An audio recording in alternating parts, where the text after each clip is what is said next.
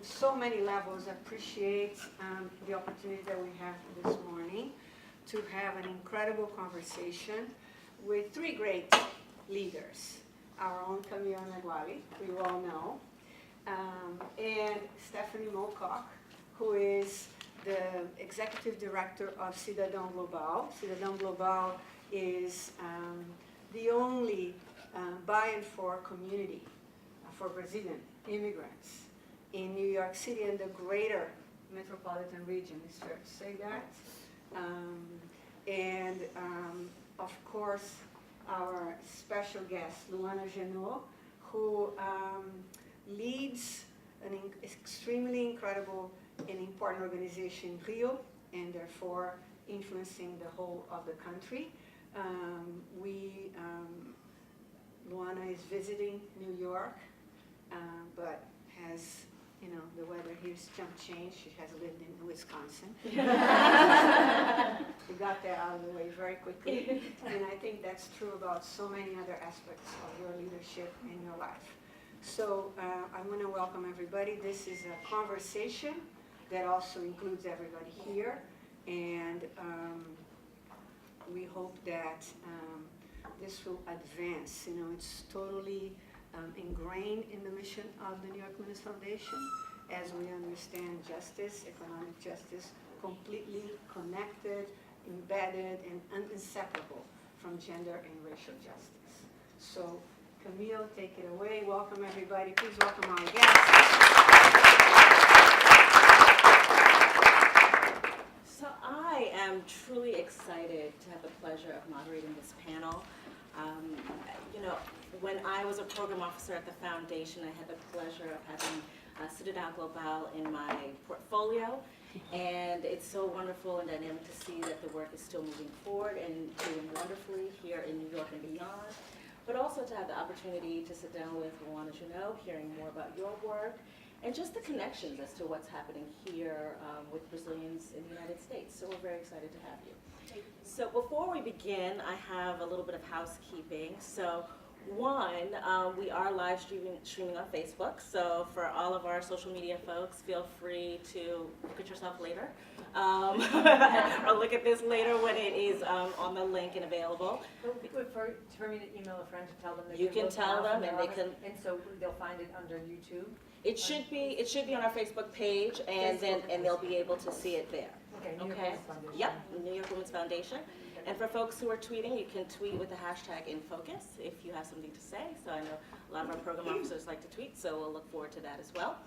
Also want to share with everyone, if you don't know already, that our breakfast is coming up on May 14th, and so you have your little postcard, so make sure if you are around to attend that event.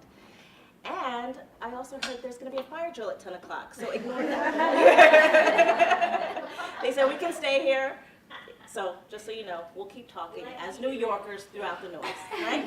Okay, so first of all, what I'd like to do is just have our wonderful panelists talk a little bit more about their work. So first, let me give you a little bit of background. So Luana Génot is the founder and executive director of Instituto in Identidades do Brasil. Please help me. Yeah. Okay, good. Thank you. Awesome. Thank you. So IDBR is a pioneering nonprofit organization committed to accelerating the promotion of racial equality in Brazil.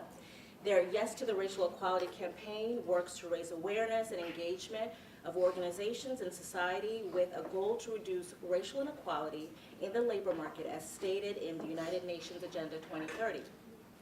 Luana also researches and speaks on race and ethnicity, gender equity and entrepreneurship, not only in Brazil, but here in the United States and in France.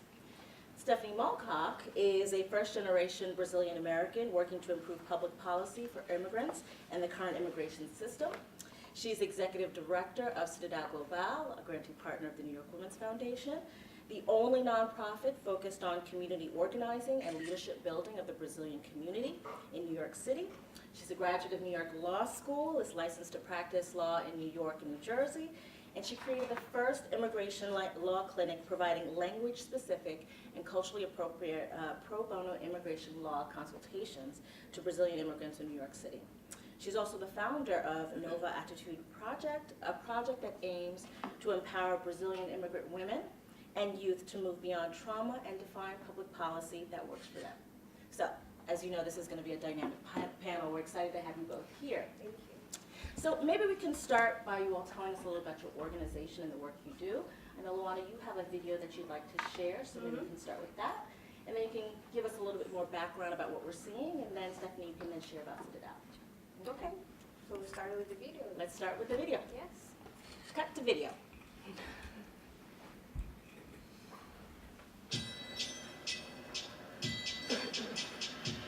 Eu sou filho da poeira, da mata e da capoeira, da terra e do sertão.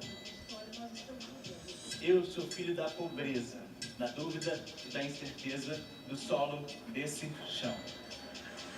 Eu carrego comigo a ciência e tenho plena consciência das lembranças do passado. Eu carrego em mim toda a sabedoria e na pele preta tenho tatuada a força do meu passado e faço questão de expor isso por onde eu vou. Eu não fui liberto, eu não sou fugido, eu não sou protegido e nunca fui caçado. Eu sou só mais um negro brasileiro. Eu, como ator, na luta antirracista. Começa agora o prêmio, sim, a igualdade racial.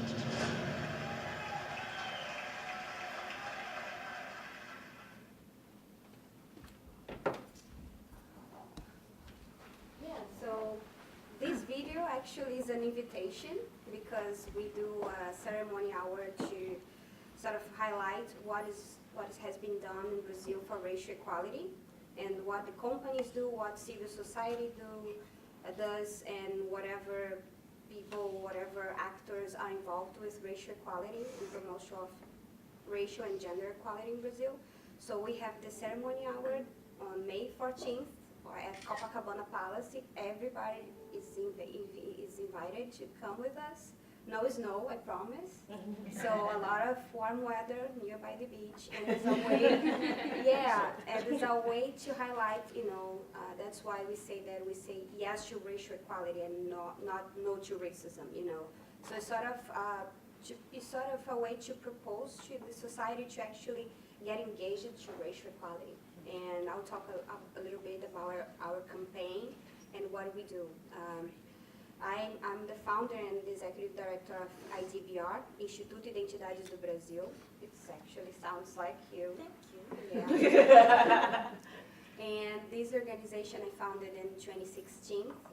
It was actually a whole path that I did just after actually coming back to the US. I was living here from 2012 to 2013.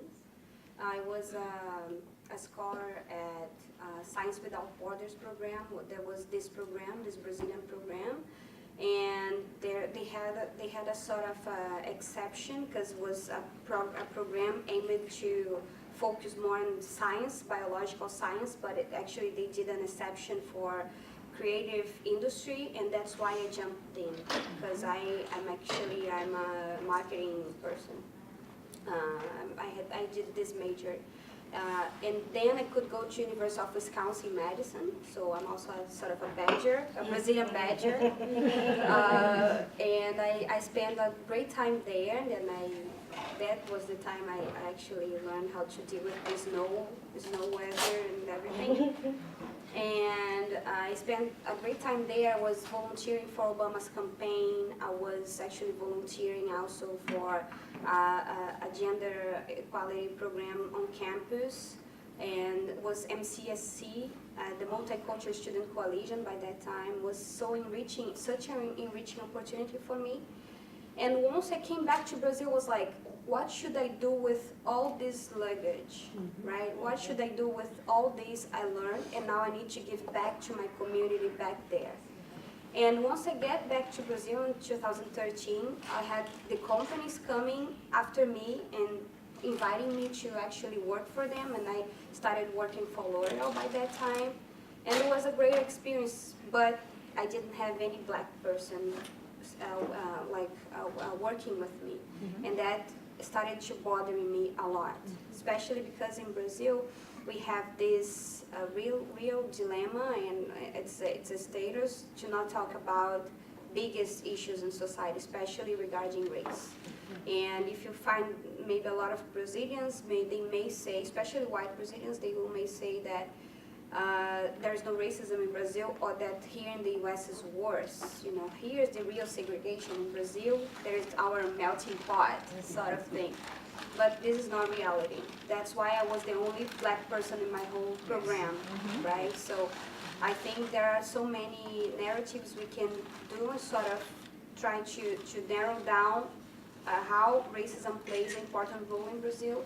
For example, in the labor market, you know, black people in Brazil are 54% of the population. We are talking about more than 110 million people. But when we are talking about a black executive director, either from you know, executive position in a big companies, in the 500 biggest companies in America, in Brazil, we are talking about less than 1% who are black women like me. So we have this unbalanced situation that we as an institute want to help to solve. We don't want to solve this by ourselves because it's just not possible. That's why I keep talking about this. That's why I created an organization, and I quit my job by that time in order to dedicate my entire life for this, because it wasn't just possible to keep moving my career without looking around and see myself isolated in that company and see the other people like me cleaning the room, and wasn't just possible. So I created IDBR. Actually, the whole idea came after I came back from the US. Also, it is important to highlight that I spent at the time in Chicago working for Maggie Williams, which is a very important woman for me. She's a black woman in Chicago, and she ran a business, and she was the whole model I needed, because I don't have someone in my family that runs a business, and I needed to look for this away, you know. So the whole time I spent here in the US was very important for me. So thank you. And then I came back to Brazil in 2013, and I started thinking about and shaping IDBR as an organization, and I decided to talk about that this organization would talk about race in the labor market. Yes, we need to talk about race. And we started this as an exhibit where I was interviewing people to actually know what they are doing about, I mean, how was the racial relationships they have in their lives, either if they were black, white, or Asians, or, you know, I wanted to know how race influenced in their paths, in their careers. So I started doing this on campus. And this exhibit, this small exhibit, when I created, was selected by the United Nations. So I went to Sri Lanka to present this whole work about race in the labor market. And after that, I started receiving mentorships from different programs. And in 2016, I founded IDBR, Instituto de Identidades do Brasil, as an organization, as an NGO, non-profit organization in Rio.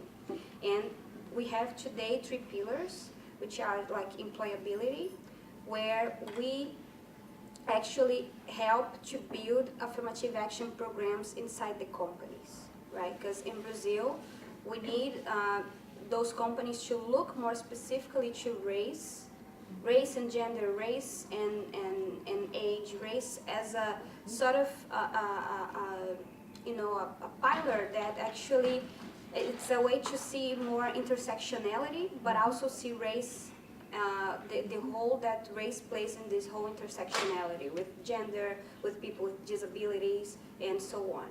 So race is our big subject, but we also obviously, we talk about so many other things. For example, I'm a black woman, mother, you know, so, but we take race as the big thing. And we help those companies to build those affirmative action programs. We train leaderships. We connect those companies with the talented people, so they cannot say anymore that there is no black people talented in Brazil, because they insist saying that over and over and over, even if we are more than 110 million people. And we do this. We build like the contents they can share with the inside the workers, but also with the community. So we actually also try to reach out the communities around, like the public schools. So the content we produce in the company need also to reach the community around. So the kids can have a new material to learn about racial equality, to learn about diversity and inclusion, and so on. This is our employability pillar. The second pillar would be education. The educational part is that we link students from other organizations that we map with opportunities we have in private schools, especially private schools where they can learn English, because most of them cannot have access to multinationals because they don't speak English, because the English that we offer at the public school is not that good. So we link them with the private schools where they can learn English. And we also have like the MBA programs for more senior professionals, because even being a black professional in Brazil, we cannot afford paying an MBA sometimes. And we connect them with the MBA programs in order to accelerate the number of black executives, especially black women who are executives. So we now have more than 30 scholarships this year, and we want to reach the number of 200 scholarships in the next 2 years. Now we are starting a new program called Marielle Legacy Program. I don't know if you guys saw in the video, we have this sort of gala and ceremony award. Last year we had Marielle's family. I don't know if you guys are familiar with Marielle. Maybe good folks are full of. Yeah, I'll give you a background on this. Marielle was one of our only black leaders who was a politician in Brazil, and especially in Rio, she was a deputy, and she was killed by I mean, we still don't know who killed her, but we imagine that was the whole, like, the bad politicians who did things to kill her. And even right now, this crime is not solved, and her family needs support, and we also have her as a leadership model for us, and we want to multiply this leadership, not to leave this to die. So we created this whole program called Legado Marielle Legacy, in order to give to other students, especially undergrad students. Like I had also the opportunity to be an undergrad student who actually could study abroad, and that's why I'm here today, because I had the opportunity to actually to get the exposure, to go around, to see ideas, and to actually compose my own business. So I guess if we can have more Marielles, or more even Luanas, or more people who have the opportunity to actually study abroad, see new things, even if they are undergrads, because we have a few programs for graduate students, but if we can, give the opportunity earlier, I think that can be helpful. So this program aims to reach 320 students in the next 5 years, and we are trying to actually get them grants and the money to build up this program. And we started actually doing the whole structure from this program from last year, and we started a partnership with ASCII, which is the organization here, the United States Organization for Black Universities. I think that's it, because we have partners who are doing this whole partnership.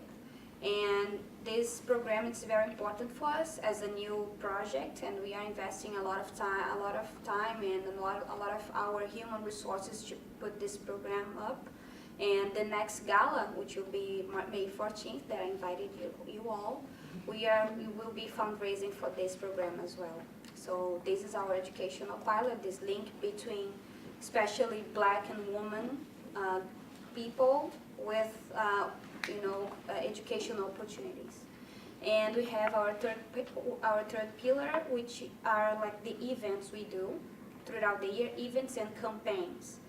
Why events and campaigns? events and campaigns, because actually we need to put this subject on the media, and also we have the challenge to resignify what's being black in Brazil, because as you saw this video, you could see like black people in a gala, and this is a way we have to sort of resignify blackness in Brazil, because blackness is still very linked to with violence, with like being poor, being from the favelas, and this is a way we have to actually reach a sort of an audience that is not reached yet with this subject, and is very used to talk about socioeconomics and not about race.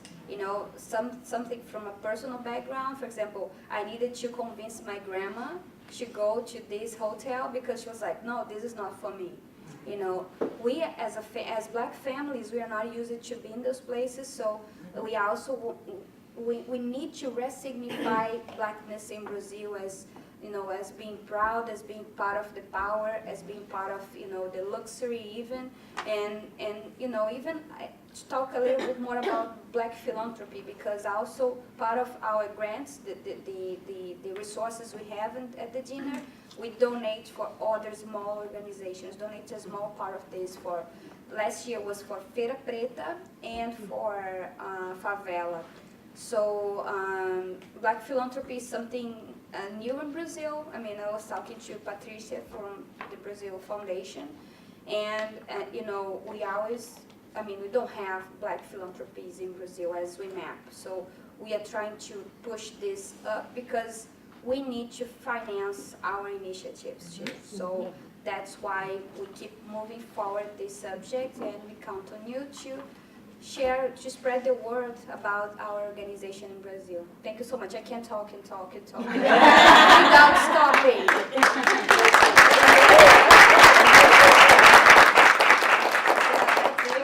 Thank you. That's a lot. Yeah, You're quite yeah. busy. Yeah. And Quite- you also have a baby too. Yes. I'm a mother of Alice. She's 10 months old. Yeah, I was a little bit late today, not only for being carioca. Cariocas, usually we get a little bit of, we are late always, but I was, yes, it's a cultural-based thing.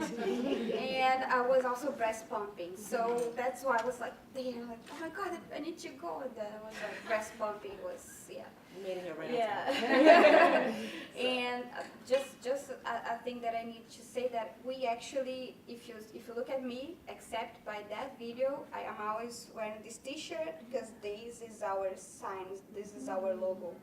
And this is a way actually we have, I'm a marketing person, as I told you, and this was a way to sort of link like marketing with a cause. So whenever you see this logo, this represents like the whole society, regardless the skin tone, the race, the color, together fighting for racial equality.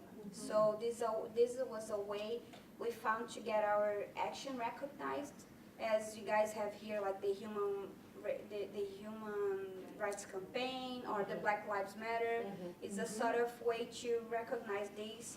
And for us, this is a way to get linked to other initiatives. For example, in Brazil, you have like the Great Place to Work, which is an organization that ranks the main organizations with the best practices, and we have a partnership with them. So they put our logo to see which are the companies, the best companies where you can work, but that also have actions for Black people, actually have actions for affirmative action. So that's a way we have to sort of, easily identify who is doing something.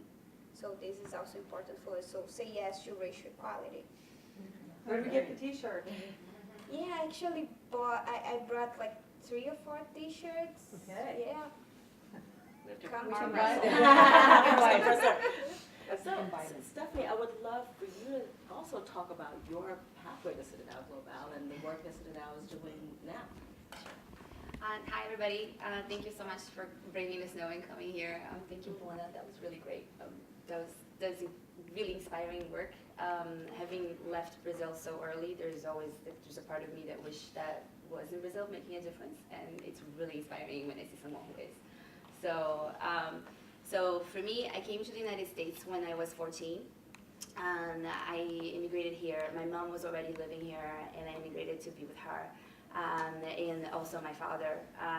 There was some abusive dynamics in my family, and my mom spoke English, but she didn't know where to go for resources at a time.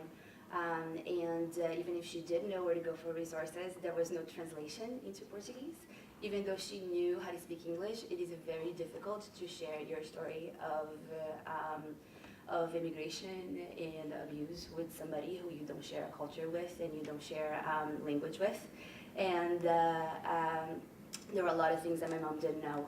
For example, VAWA, Violence Against Women's Act, was in effect back then. But we didn't know that if she left the relationship, she would still get to keep her green card, her citizenship. I was also learning English at the time. I didn't know how to be her advocate. So it created, like some, as you may imagine, some interesting dynamics in our family growing up. There was a lot of struggle to leave the relationship. There was a lot of struggle in the family separation, with the majority of my family being in Brazil and us feeling like isolated in where we lived, which was Las Vegas, Nevada. I know everyone here is so inspiring in putting so many resources in organizations that work with victims of domestic violence and survivors. And in Las Vegas at the time, there wasn't so much of those resources. It was very difficult to find, and let alone in Portuguese. At the time, there was already a nascent Brazilian immigrant community in Nevada, but we're going to talk more about it, and you'll see that even like numbers are not equivalent to success for the Brazilian immigrant community. We'll talk more about that in a second. So I ended up moving out and away and going to college in California, and then I moved to New York City to go to law school. And I was really surprised to see how many people in New York City were Brazilians. Huge Brazilian community here when I moved to here already in 2006. And at the time, I was working on domestic violence, family law issues, and really wasn't even thinking that I would ever practice immigration law. And I realized that I worked with amazing nonprofit organizations in my internships. I worked with the Family Justice Center. I worked with South Brooklyn Legal Services, and I never saw a Brazilian woman coming through the door. I helped people from all over the world, and no one was ever Brazilian. I actually spent some time volunteering with Catholic Migration Services that works with legal services as well, exclusively. I had 88 clients from foreign lands. Not one of them was from Brazil. And here I am, fluent in Portuguese, speaking pretty much Spanish exclusively, in English at work, right? And I finally sat down and was like, what's going on? Where are we? And I did a search and I found Cidãdao Global. Cidãdao Global was founded by a person from Mexican descent, because that's what it takes. So it was founded by Ramona Ortega back in 2009.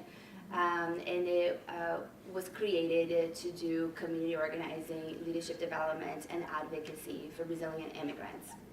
I came in the door one day and was like, hey, I heard of you guys online. Do you have anything for me to do? Maybe I can do some translation work for you. I really didn't care. I just wanted to be in touch with my community and see some of the issues that were going on. And pretty quickly, they got me doing wage theft work. And it was a really big learning experience for me, because I really was not aware of how many people work for a salary and then have half of that salary taken away because, oh, you know, you eat at my house, so I'm going to take a chunk of that away. Or, oh, you know, I can't really pay you this week, so I'll pay you next week. And then they never do. Or the hours aren't kept.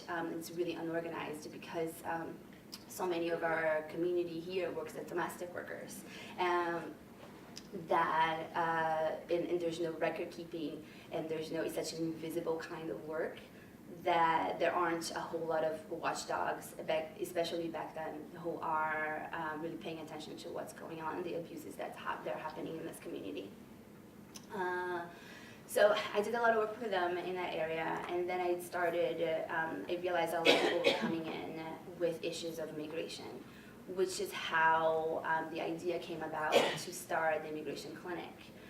We realized that really there was no one serving the Brazilian community with legal services that were culturally appropriate, language appropriate.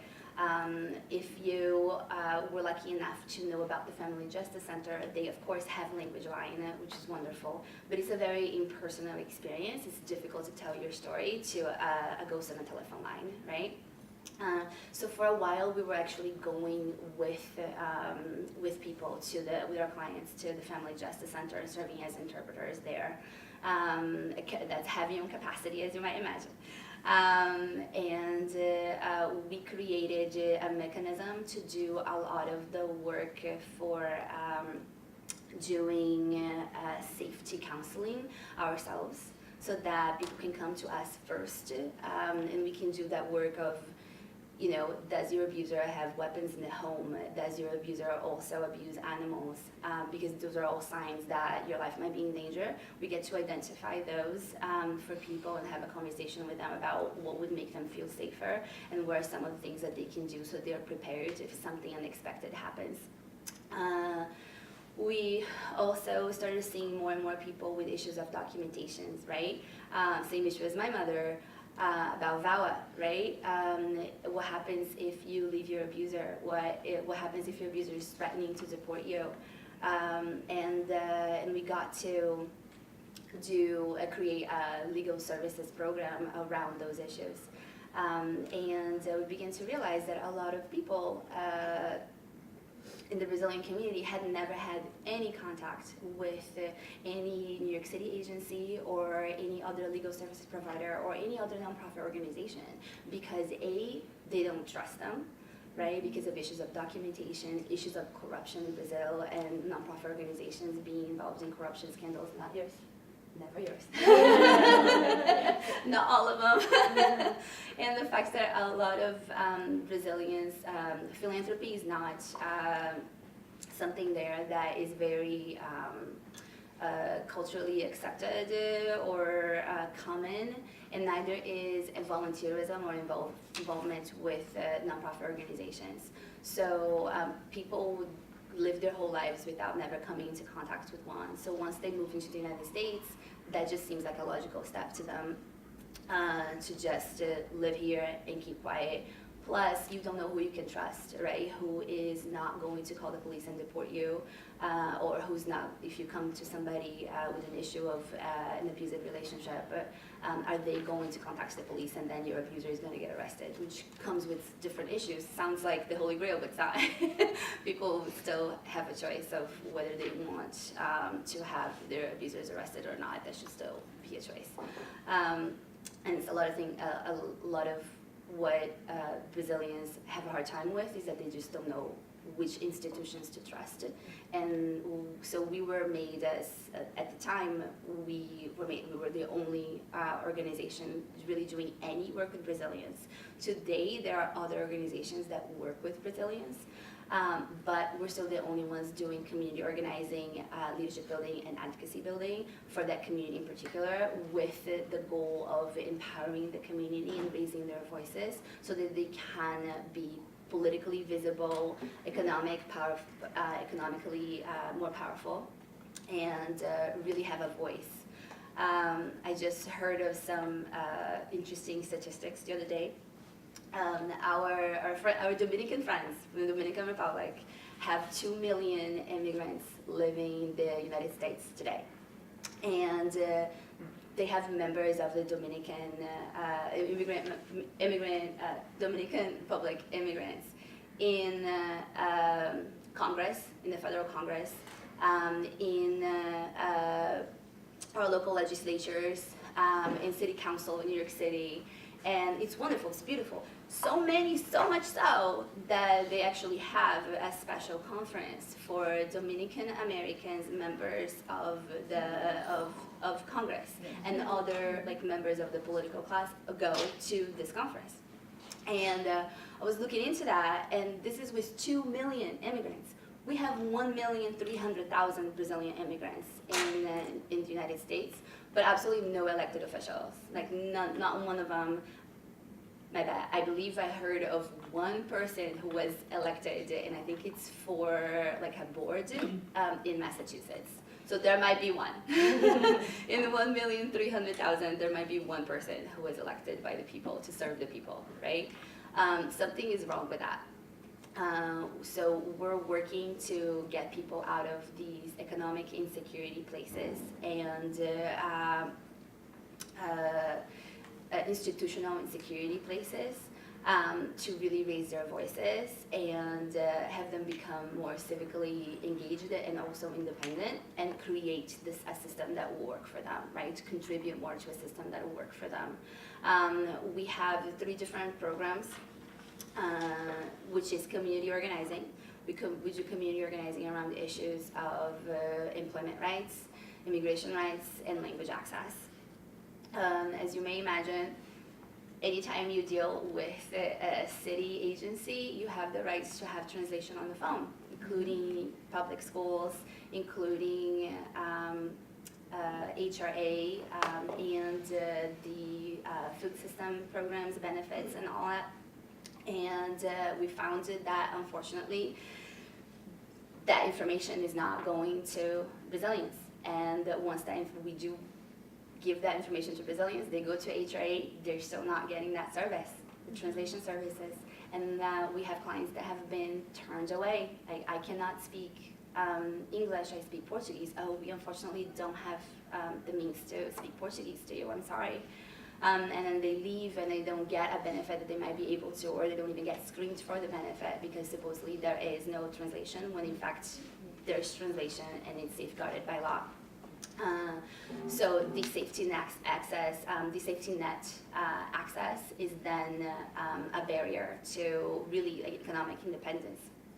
Another issue that we see a lot is that we're trying to address is through a community organizing around language access, immigrant rights, and employment rights, is trying to get people to really see the power in their voices and really create a world where we have power with each other, with our communities, and go beyond the Brazilian community and really link arms with the Latino community and create a movement, and the larger immigrant community, and create a movement that will help raise our voices, especially in a tense moment like this in the Trump administration.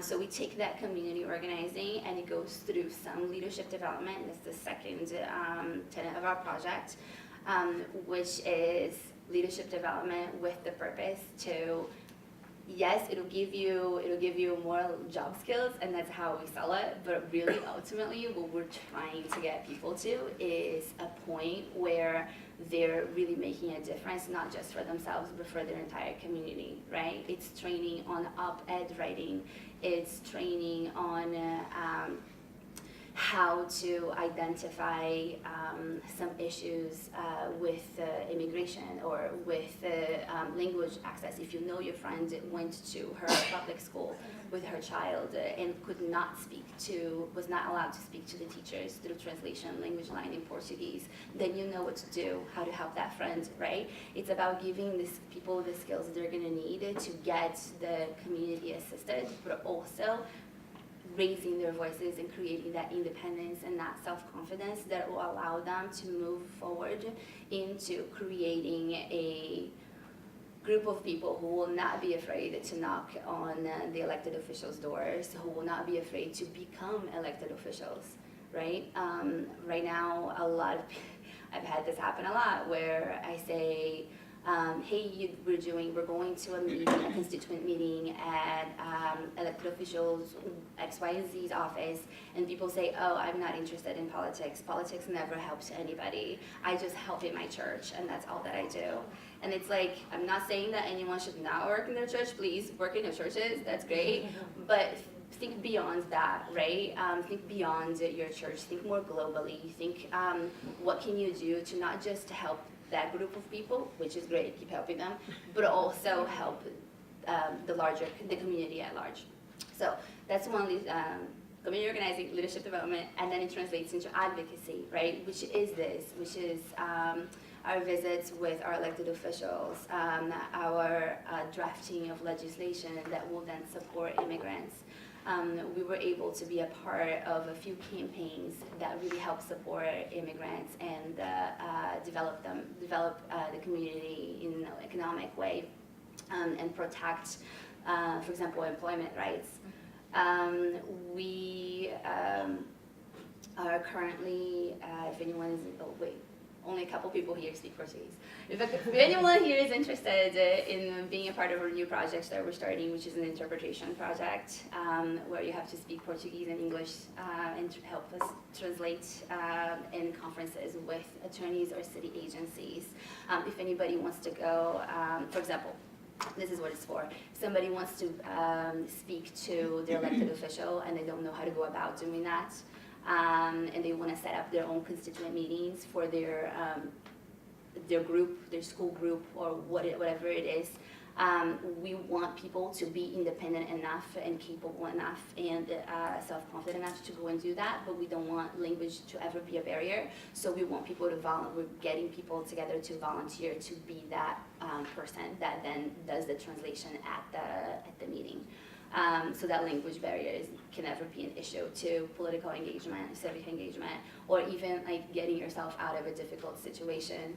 If you're afraid that you're not going to be able to, you get to go to your consultation with your legal services provider, but you're not going to be able to talk openly or understand English or what an order of protection is, that we can engage a volunteer interpreter to go with you and do that. So we're actually going to have a training for that, and we're going to have projects that we're starting on that. So that's what's going on right now.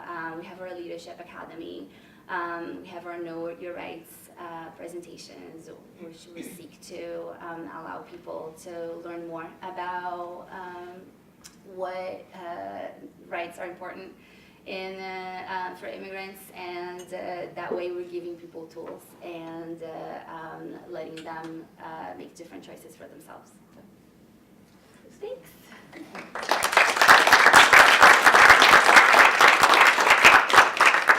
So Luana, I want to come back to the conversation around race, and you mentioned when you were speaking that Black people represent 54% of the population in Brazil. You've also had the opportunity to live here in Wisconsin and see the racial dynamics here in this country, at least from the Midwest perspective. Would love to hear more about, and I think for the audience that may not have a bit of the sort of historical context about how race plays out in Brazil, how you sort of see the differences between the fight for racial equality both in Brazil and the United States, and some of the challenges that may be similar, but also things that are very distinct about Brazil versus the United States. Yeah, so many things. To unpack there. Yeah, so many things to talk, so much. Yeah, I mean, first of all, in Brazil, we have like a term to define the racial dynamics when you compare our racial dynamics with the USA. It's like in Brazil, we are the oppressive majority, right? Right. So we are the majority of the population, but we cannot reach the executive positions. We don't see ourselves on TV or in the commercials, or we can't see ourselves represented as we could be. Whereas you guys are 13%. I guess the biggest comparison we can do is like with the numbers, like 54%, 110 million versus 40 million, which you guys are here, 13%. the dynamics I could see, I mean, obviously I lived in Wisconsin, and for me it was a very surprising thing to have a white state, you know, from an outsider perspective. I saw a place, and when I was studying at the University of Wisconsin-Madison, where they would study deeply the racial dynamics and the racial differences, and that was very surprising for me. That's why I was put at the University of Wisconsin, and I actually could meet some other authors or people who actually went to Wisconsin to study race and racial issues. I was curious about the fact that we had this whole study about race at the University of Wisconsin. And from another guy who studied there and who is also Brazilian, whose name is Antônio Guimarães, he would say like the difference between race in Brazil and race in the US would be the way we see race. You know, the conversation we are having here right now, I mean, it's getting more and more common in Brazil, but it's brand new. We can say that because we see race as a taboo. We don't want to talk about this. We can talk about socioeconomics usually, I mean, but we don't talk about race. Whereas here, you know, you have laws, for example, for the government and companies who get tax benefits for to have suppliers who are from a minority or from a diverse perspective. In Brazil, we don't have this. And we also have associations of black students, black, black engineers, black scientists. We don't have that in Brazil because we see that a taboo. We don't want to be recognized as a group who actually group themselves based on race. So the associations here actually helped, in our perspective, to develop a positive environment to push those people forward, whereas in Brazil we are kind of split up, you know. So we are trying as an organization to put everybody together, doing those events, getting information, spreading the word across race, and make this to be like less taboo, and people getting more close to this term, this whole notion, whole conception of race, by not being like, because people, they are really, they do a misunderstood about race, right? So they think when we talk about race, we are talking about the human race, which is not. We are talking about race from a sociological perspective. The fact that we actually, as black women or as women of color, we have experiences who are similar regarding the access to the opportunities. This is race, the race we are talking about. We're not talking about genetics, right? So we need to explain this to the population in order to get more and more people who are allies of this. Because if I say the word race in Brazil, sometimes the people say, oh, but we all belong to the human race. And they say, but no, we're not talking about the human race. We are talking about the experiences we have as a group, as a marginalized group, and that's the race I'm talking about. Race is a polysemic, you know, it's like has so many different semantically has so many different meanings. But the meaning I'm talking about here is from a sociological perspective. So this is the biggest thing. So I'm even launching a book about this, like to say, like, you want to talk about race? Take this. Just to make it easier, because it's so hard to explain, like to the Uber driver. So like it's so demanding. So it's so demanding. So I wrote a book, and then I'll put the book this. I'll give this because sometimes I get lazy to explain this over and over and over. Right. But that's the thing, you know. So we need to inform the whole population about this. Whereas here it's less taboo. Here, guys have more people who are actually in the power and can sort of represent this cause and move that forward. Yesterday I was in a company, I was at Bristol Myers Squibb, and I believe that it's very important to also keep the contact between what's doing in Brazil and what's doing here. I mean, we face very similar issues, and sometimes I think we can connect more in order to exchange the experiences where you're being very centered in our own experiences. So that's why I came here to see, okay, what you guys are doing, what we are doing, and how can we connect. I guess this would be something very helpful, because this is something that I wanted to say. It's like sometimes we don't connect enough. Right. I feel like, here in the US, what I felt from my perspective, even when I was in Wisconsin, was like everybody was very centered in their own problems. When I was talking to the Black community here, it was like, okay, here we have enough racism to talk about. Yeah, you're in Brazil and we don't want to mess up with this. It was like, no, we need to exchange our perspectives and to see what are the solutions you have here, what are the solutions we have there, and to exchange and to get more connected. I guess this is the whole challenge between those two different realities, to get more connections and to exchange more experiences so we can move forward together. I guess this is the thing. But basically, the associations here, I think are the strongest part of fighting racism, whereas in Brazil we are still trying to build up those organizations in order to be more organized to fight, those big taboos, like racism, gender issues as a whole, and also to put, as I was talking to Anna, like to see gender, but with a multi-perspective, look, like an intersectional look. Because when you talk about gender in Brazil, we are only talking about white women, right? So we need to talk more in a more intersectional perspective. So those are sort of the challenges. The short version of your book. Yeah, the short version. Right. The short version of the book. Yeah. So Stephanie, for Brazilian immigrants here, how have their ideas or beliefs about race and gender transformed, if at all, being in these sort of American contexts? So everything that Luana says about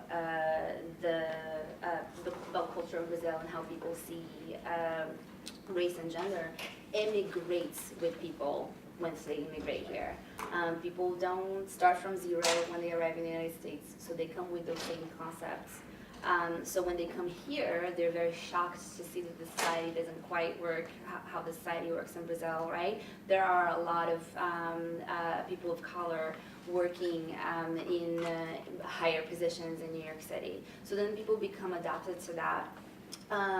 But there's still how our organization runs into the issue a lot is that people will then treat each other or say things that are like about how the world works that are sketchy within our programs, right? So that's how, I mean, they're not going to go out and speak about these things with people outside of our organization, but in our organization they will sometimes mistreat each other or treat someone like they're less than because of the color of their skin. So then we have to have, because racism immigrates with us, right?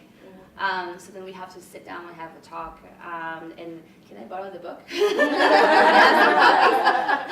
Because it's always, it's part of our curriculum that if someone is in our leadership courses, that we'll have a day where we'll talk about privilege and the intersection of race and gender. It's not just a day. It is throughout the whole course, but there is a day that we dedicate entirely for that. And there is a very healthy debate, but really what makes a difference in the end of the day is that people are going to go and advocate for their causes shoulder to shoulder, right? People are going to be sitting down in the same spaces with each other, and they'll start to depend on each other, and that's how they start respecting each other. But it's really important to talk about racism, not in a way that blames, oh, you said that and that's so bad, that's not okay. It's saying, okay, you said that because you might not know that makes people feel like an outcast, and really the purpose of our organization is to unite people around our different causes and really make people feel included, and so that they can learn how to depend on each other. And if we keep talking in the same exclusionary theories that we used to live in when we were in Brazil, that is not going to serve us well in the United States. Not only because the system is not necessarily like this here, right? I mean, we still know that there's racism here and gender discrimination. We're not saying that here you have to be perfect because the system is perfect, but we have to be better because we need to help the system get better. So we need to model who we want to be right now. Those are very difficult conversations, but it's the sort of thing that you have to have that conversation on the spot, and you can't let it slide. But you really can't blame people or yell at them because they said something inappropriate. You have to like sit down and have an open conversation about why that's not okay. So I don't know if you heard this, but 76% of Brazilian immigrants voted for Bolsonaro. We didn't talk about that yet. So if you're not familiar with Bolsonaro, he's Brazil's new president. Some background about your new president. My new president. My new president. Both of my new presidents. Both of the presidents. The Trump of the tropics? I know, Yes. Both of the Trump of the version. Right, exactly. Amazing. So it's really complicated because 76% of our community that does live, like this is, 76% is a big chunk of the community, right? We can't say that these 76% are privileged and really aren't having issues with exclusion in the United States. That's not fair to say. 76% is a big chunk. But I think you have to understand that Paulo Freire said, the dream of the oppressed is to become the oppressor, right? So whenever people have whenever people are not fully educated to really be powerful and have power within community, they're just gonna take whatever is fed to them, right? So people here are being fed the narrative from like Global News, for example. That's the news channel that people get here, which is the media channel in Brazil that's super with the current government, right? So your own Fox News. Kind of, but Fox News, at least it's out with the fact that they're super biased. They're not ashamed of that. I think is a fair characterization that Global really does pretend to be unbiased. It almost feels like they're really, no, we're just news, we're unbiased news. And so people aren't totally aware that really it is biased. It's not both sides. So I'm from the northeast of Brazil, from a place called Bahia, which is where it has the largest community of African people outside of Africa. Our ideal to have a tendency to be more progressive as a state than elsewhere in Brazil. And the entire region voted for Bolsonaro's opponent, Haddad. And people got really mad at that. And people were just on Facebook, just saying all kinds of inappropriate things, and in our meetings, saying inappropriate things about people from the Northeast. Let's have a seat and let's have a conversation about how that's not okay. Right? But it's not like, though your audience, but it's about like, let's have a conversation and talk about how what's happening in Brazil is like what's happening in the United States. And in our meetings, we're not sitting there like, yeah, down with Trump. No, but we're definitely sitting there talking about which policies he has made that have made the lives of Brazilian immigrants extremely difficult. And that's really clear. That's super clear. So if we make a comparison between the things that Trump said during the campaign trail and the things that Bolsonaro said during the campaign trail, it's not that hard for people to look at it and be like, oh, they're kind of the same. You're right, like they're not different at all. But it's a very long conversation that has to be made with an open heart, with a lot of forgiveness too. And you do have to take a deep breath and shake it off every once in a while because it gets heavy. I know a lot of people that just stopped talking to certain friends through the entire time of the political campaign because they just couldn't take it. It was very hurtful for who they are as human beings. So, I mean, education is where it starts, really. If you do not understand your place and the history of you and your family works with the history of the country and the things that pushed you to come to this country, you're going to continue with the same mindset, and you're going to vote for the oppressor, because the dream of the oppressed is to become the oppressor without education. It really is. With Trump, we're sort of, with Bolsonaro, we're kind of racing to have an influx of asylees come in. His hate speech towards the LGBTQ community, communities of color in Brazil, and the indigenous community in Brazil have made it so that, like, we're really expecting more people to come in with the tourist visa and then overstay their visas. Right now, approximately 30,000 Brazilian people overstay their visas every year. They're the third highest overstays in the country. First being, I think, Canada, second one's Mexico, and then the third one is us.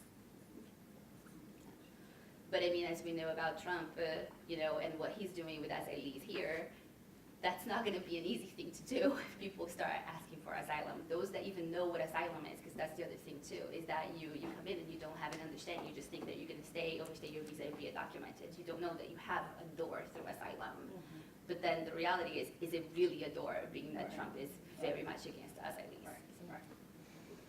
So I want to pause here because we can talk for a long time, but I know there may be some questions in the audience. I want to give other folks an opportunity to speak. Yes. I want to turn this entire conversation around, because this is a first meeting for a lot of you who have maybe not attended certain meetings of the New York Women's Foundation, but this is the first time that I have ever seen a non-white majority in a meeting. Just look around. And then look at the age is on the other half of the century that I am in. But this is a first.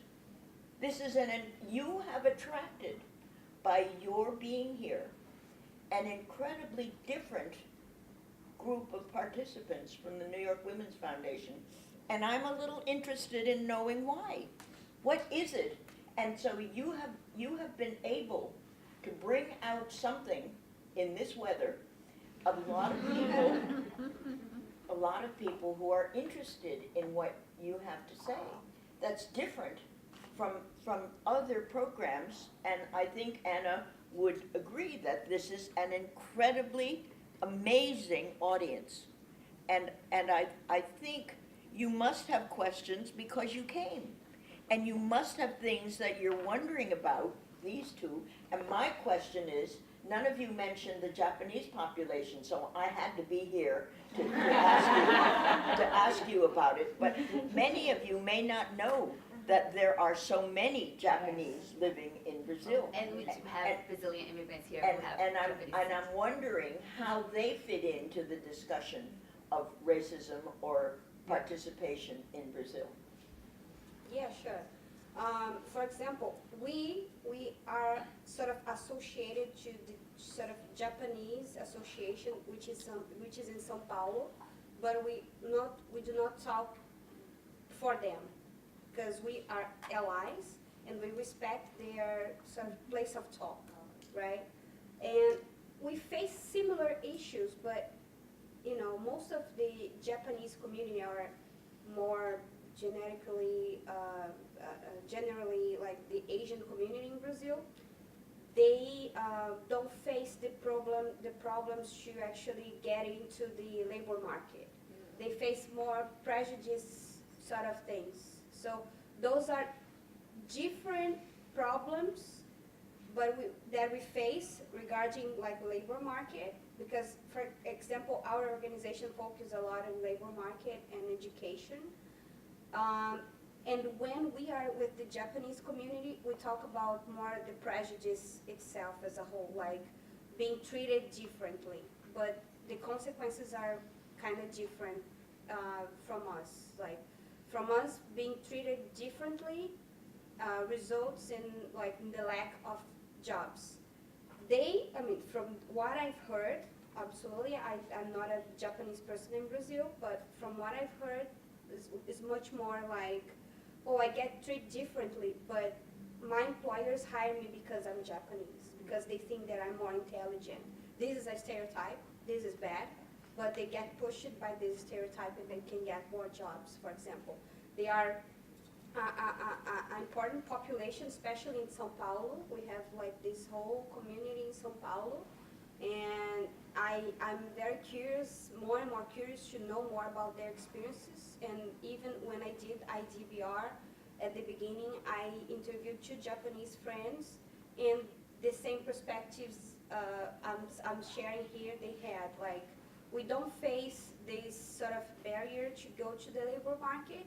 What we face is the prejudice from other people about us, about our image, and it's not like here as it's not like exactly the experiences that I have heard from the Japanese or the Asian community here, because here was much more like this sort of yellow peril sort of stereotype. There would be more sort of a positive thing for the labor market, but we still need to talk more and more about how those stereotypes play an important role regarding self-esteem and other sort of issues. Also, there was something very curious when we did once like a video, and I invited this a Japanese friend to participate in our privilege walk dynamic we do. It's a dynamic where we put everybody together and we ask questions and they step forward or backwards regarding the questions. I don't know if you guys are familiar with this. And she got to participate in this dynamic, and she was saying that, oh, I've never got to think that much about race, but I started realizing how being Japanese put me almost as I am white sometimes, but I still am not as a white person because I could keep coming like backwards for the questions of self-esteem, of belonging, of being connected with my community, and about who I am. And I realized that there are some issues, and she was saying that the Japanese community in Brazil don't talk that much about those issues, and by participating in this dynamic, she got to be more connected with her reality. So it was really important for me to hear about her perspective, because I suppose from what she said to me, that there is a huge taboo about talking about race and racial issues among the Japanese community in Brazil, and we need to talk more about this. So we are connected, we are connected this way with the Japanese community, and I believe that we need to talk more about race and racial issues regarding this community. Thank you. Yeah, sure. For us, how it shows up here is that people who are of Japanese descent will then immigrate here. They'll be Brazilian Japanese. They'll immigrate here and they'll be part of our organization. We all, because our organization is nonpartisan and we all rally around issues of immigration, language access, and employment rights, we try to, it's not about making Brazilians homogenous, because we know that that's not what we are, right? It's about preserving our own voices and having them all be respected. That's the same way we treat Brazilians who are white or Brazilians who are of color, right? We try to educate, see how these dynamics show up, and then educate them about what each other are going through, so that we can then work together.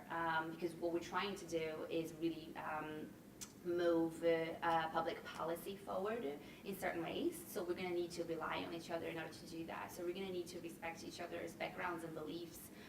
So we don't require people to be of a certain religion or to be of a certain party. We have people in our organization who voted for Bolsonaro. I can't do anything about that. You know, and so we have people that are from different classes, from different races, and it's really about coming to a point where you see each other eye to eye, and you can rely on each other and trust each other to then push forward and do public policy together. We ask for our meetings that people bring something that's special to them or was special to their family. And people bring a variety of objects that are from completely different things from our own experience, and we get to share about why these mean what to us. Also, when we had an office, we no longer have an office, it's a long story, but when we had a space, we had people bring things that mattered to them. So people brought small religious objects. I remember I had someone who was there almost every day, so she had a cup of salt, saboroso in English. I think it's Raw salt. Raw salt, which she's from an indigenous background. She was from Manaus, which is in the Amazon, and for her that was how it absorbed the bad energy. That if somebody came in, it would absorb bad energy. And one of my volunteers was like, "Why is there an enormous cup of salt in the office? It is weird." I was like, no, listen, let's sit down and talk about why that matters and why that's important and why that represents something for somebody, right? It's not just about religion, it's also about race. It's also about your background.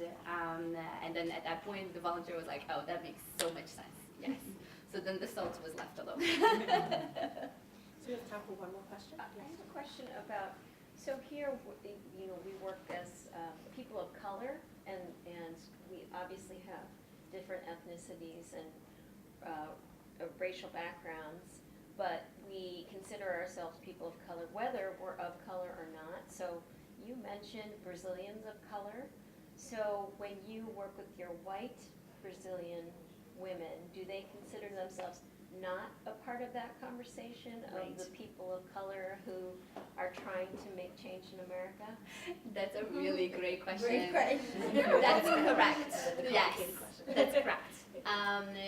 We usually, when you move here, think about think about racial dynamics in that aspect as in Brazil as being very similar to here, right? There are Brazilians, white Brazilians, there are black Brazilians, there are Japanese Brazilians, there are indigenous Brazilians, right? Just like here, there are white people, there are black people, there are indigenous people, there are Japanese immigrants, there are immigrants from other places. Think about it for the purpose of this conversation, this moment, just think about it this way, simple like that, right?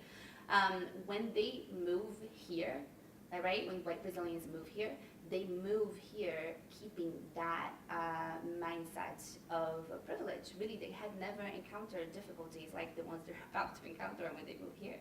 And then when they move here, they come face to face with certain things, right? All of a sudden, people are discriminating against them because they have an accent, right? Just because you're white and you pass as white doesn't mean that people are not going to discriminate against you because you're going to open your mouth and say words that people are going to be like, in the United States are going to be taken back by that. So part of the immigration process, besides the traumatic separation, besides all of the oppression that happens to you, besides perhaps being discriminated against while trying to get a job, it also means having to reconstruct your identity when it comes to oppression and privilege dynamics. In your country of origin, you had certain privileges and you had certain oppressive dynamics. And then when we move here, those are going to change, and you're going to have to be able to navigate those and make something new. And you come out the other side, definitely something new. I mean, all of us who are here who immigrated to know that you're something else now. Do your white Brazilians, do they then change their framework and realize that all the Brazilians, no matter what color they are, should be working together here in this country? What are you doing to shift that to show commonality between all Brazilians? Right. So the starting point really is education. Really is education. And it's also, I went went through a long time where I was really afraid to tell people, that's called discrimination and oppression. Because people would say I was fired out of nowhere, and they kept the staff that was light skin, or they kept the staff that spoke fluently in English. I'm like, no, what that means. Right, I went through a long time without resisting that because I thought that it would make people feel bad. And then I realize now that I need to identify it and to have a conversation with people on the spot and really out of love and respect and help them be there for them, create that space so that as the wheels are turning, they have a safe place to come back to. I think every one of us had that moment. None of us had no privilege. None of us, only what we had was oppression. And I think those things are going to shift, and we're going to have to come face with them. Something else that we do really begins with education. It's when you're working in a group and developing the leadership of our worker leaders, for example, these things are going to come up, and we're going to have some honest conversations about that. Here, we're lucky that we get to compare a lot of things to the movement at large. For example, Black Lives Matter. Attention please. This is the lobby fire command station. Okay. Fire zone with all the occupants on the 5th floor. Please assemble at the elevator lobby on the 5th floor. We don't have to go, right, Camille? Yeah, we don't. Okay. Okay. Top of the fire zone. So, All the occupants on the 5th floor. Please assemble at the elevator lobby area. so it really starts with... How many of you have been civilly disobedient before? We'll teach a class on that. Brazil or the United States? Depends on where. Right. So it really starts with education. It really starts by creating a safe space for people to share and bring parts of themselves to that space. Once people are sitting down being respectful to each other and they learn how to respect each other and really trust each other, that sort of, I don't want to say melts away, it doesn't. It's not a perfect world, but it definitely gets better than it was before, and it does create a concept that this is ongoing. This isn't something that we're going to solve by the end of the day. I've been reconstructing my identity for the past 20 years. And it's a fluid concept, and it's going to go on. All the occupants on the 5th floor. So it's that acceptance, creating that space. So before we close the program, I would love for you both to share just what inspires you and continues to motivate you in your leadership. And then after you briefly shared that, then Anna will close the program. Okay, so what basically inspires me to keep my leadership going is actually this compromise to sort of multiply the opportunity I had before, Since I came back to Brazil, I was like, I need to have more Black people or people of color, in executive positions, in the leadership positions, and I won't stop until I can see more. You see, I guess this is the leading spirit that, keeps pushing me when I see the newspapers, and I even celebrate the small victories, which I think that is very positive for us women, not only being critical, but also try to celebrate the small victories. If you see, like, a place like this, we need to celebrate, right? We need to celebrate this morning. We need to be thankful, about having a space like this where we can share our perspectives, and we need to see how can we have more spaces like this, how we are privileged just to be here, right? And how can we take this to, here, for example, to Jersey, to other places, not only like New York, because here it's easier, I suppose, than other places where we don't have the same resources, right? As in Brazil, it's the same thing. I'm in Rio, I'm in Botafogo, in the South Zone. My main goal, obviously, I'm there strategically to reach the companies, but my next step would be try to have like small cells of what I'm doing across the city, and not only like in the capital, but also in the other cities, and we are trying to figure out how can we do this.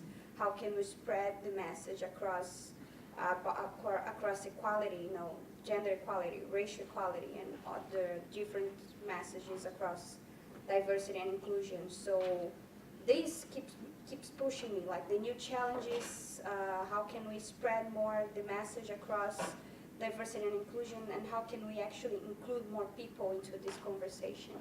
I think that's the biggest thing, and then I'm very thankful, like about being here. Just like it sort of gives more oxygen to keep on going once I'm back in Brazil, and just like there are other people doing things that I'm doing, like similar, sort of this kind of conversations we are having here. We also do this in Brazil, so I think that this exchange times like also helps. So you guys are more than invited to come to Brazil and have a conversation like this there, and sort of listen to our stories there as well. So, and by this, I'm sure you guys will be pushed to sort of do this more about this conversation. And even the Japanese community can do this with us as well. That would be amazing. Yes. Yeah, we have so much to learn about this, more and more. Thank you. Really, it's inspiring to have a space like this. These are not common. And part of it is it's not just that people aren't allowing us into these spaces, it's also the Brazilians aren't claiming them, right? And when I say these spaces, I don't just mean foundations. It's really like government agencies, nonprofits, for-profits. It's not that we're not allowed into them, it's that we're not properly claiming these spaces too. And I think that what feeds my leadership, Britt, that was your question, right? Is what the stories of our members. Our members have incredible strength in all the things that they have survived and the things that have made them be where they are today. I meet people usually at a crisis point. They usually come to us in a moment where they're surviving violence, or they're really scared that they're going to be deported, or a loved one's going to get deported. I usually meet people in the worst days, but they have incredible strength. And they have other things that might have happened to them that prepare them for that moment, and they get to share that with me, and I get to listen, and really it's very rewarding, and it's fills me with hope for the future.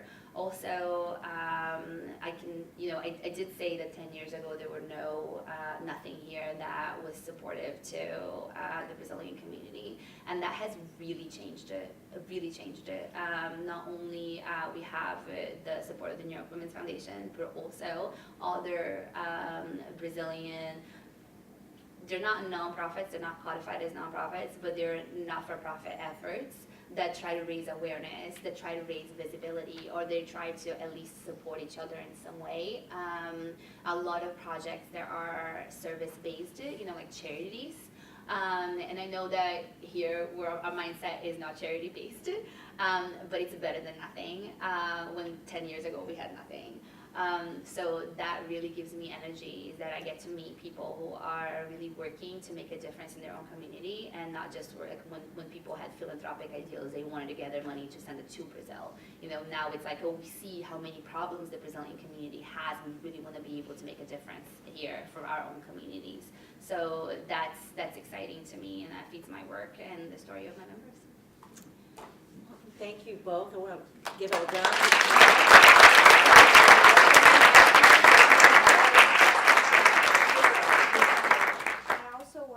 You all obviously for the gala and the ceremony hour. I know that's the same day of the breakfast. You guys can go to the breakfast, take a quick flight to Rio, and be with me. Don't tempt us.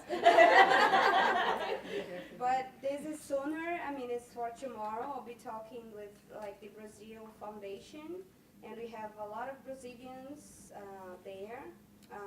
It's gonna be at Ornair. I don't know what it is, I can send the invitation and Nana can share with you. Yeah.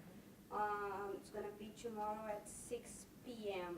and it's gonna be a cool time, and then we can see each other again, and you're all invited. Thank you. Thank you very much. So I want to thank you all for coming, because it's a terrible thing to have incredible people and invite everybody and nobody shows up, right? So let's never forget that. I want to second Suki in just acknowledging who came and for whom these conversations around our beingness, around our identities, around our privilege, around our locations in the world. We welcome that and we're part of constructing that. So I wanted to thank everybody. And I want to thank, evidently, our panelists. Camille, thank you so much for making this conversation so, let's say, warm and with a lot of depth. And I want to thank Stephanie for your unflinching leadership here and your brilliance in I'm going to say, your generosity with all of us in this very vast Brazilian community. And Luana, I have incredible debt to you for your generosity with us. Luana is in this schedule in the U.S. that it's just, I want to say that it's 10 times worse than my schedule. Those who know me know what I mean. And giving us the time, and giving us not just the time, but your heart, your soul, your mind, and your vision. The foundation is a place where not only we're not scared of, where we avoid, or where we skirt away from discussions around race, color, privilege, immigration, location in the world, relative privilege, absolute non-passing, all these kinds of things that are enormous structures in which we find ourselves in, and the question what we do with it is really a life question, right? So I want to thank you for that, and I want to thank everybody. This is not the end of anything, right? It has been a part of a thing for us at the foundation, will continue to be along our journey. A last thing is that maybe we can explore some ways to have more of an organic connection, more of a, not like just an episodic event today, but how can we look into how all of our organizations can maybe weave a little fabric so that it builds on that, the various diasporas and the various ways that our worlds and the country boundaries and all those things, they are transcended, right? And we need to find organizational ways to transcend that a little bit, so maybe we can explore that beyond today. So thank you, everyone, and thank you again. And many of us, I will be coming tomorrow night, and I'll share the information. I think you're having a great conversation with another Brazilian woman, am I right? Yes, Ingrid G. Reis. Yes. Ingrid Silva. Yes, so that's an interesting opportunity as well. Thank you. Thank you again. Thank you.